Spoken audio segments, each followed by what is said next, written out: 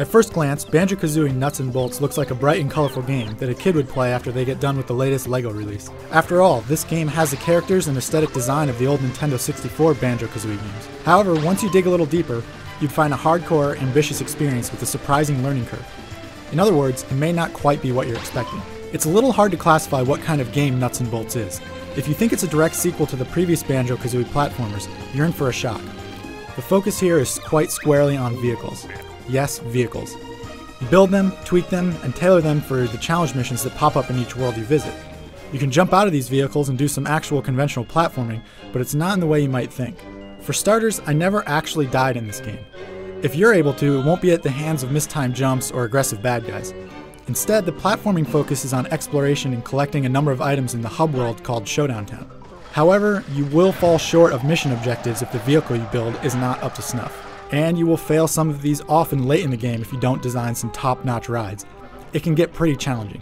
I actually like this dynamic, even though a lot of platforming purists will probably cry foul. The idea that the game just exists so that you can make creative things that accomplish goals in creative ways is an intriguing one. For example, getting a good distance on the long jump challenge can be achieved by using springs, or making a glider, or simply detonating your vehicle at the right moment to send Banjo flying.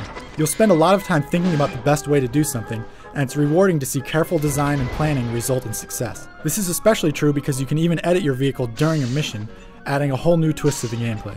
Given the vast number of parts and possible combinations, you can really go to town making something truly unique. That is Nuts and Bolts at its best. The problem is that some flaws keep it from being the classic that it could have been.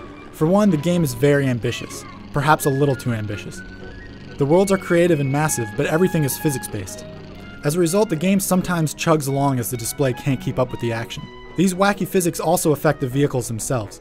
Once you put in the time to learn the powerful vehicle builder, it's quite easy to put something together. However, because of the physics, you'll also have to take into account how wheels are spaced, the weight distribution, the vehicle's power, if it will survive a crash, amongst many other things. There will be a lot of times when you pour a lot of creative effort into making a vehicle just to have it tip over during its maiden voyage. There are a lot of variables to think about, and that equates to a steeper than expected learning curve, even with all the tutorials and stepping stones the game provides. Also, as creative as some of the challenges are, there could be much more variety. Fetching objects and competing in races can get a little old when they're in such great abundance. Also, the multiplayer game could have been set up much better.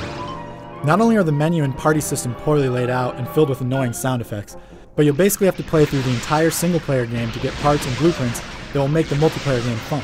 You can play it with stock vehicles, but that rather defeats the entire purpose of the game. It's a multiplayer game that perhaps sounds better on paper than it works in reality.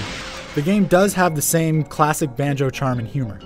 The music is good, and there are a ton of cool side things to do in Showdown Town that will keep completionists busy for hours. The game's progression will be familiar to Banjo fans, with dozens of jiggies to collect and win, musical notes to collect, and new doors and areas opening up as you work your way through the game. Without rushing, I finished the game in around 20 hours, but it will take over 30 to find every jingo, jiggy, music note, or what have you. Nuts and Bolts isn't for everyone. It reminds me very much of the first Viva Pinata game. It's a complex experience in kids' clothing that is somewhat held back by its ambition. Overall, it's a fun game that will give back what you put into it. For the full written review, head over to IGN.com.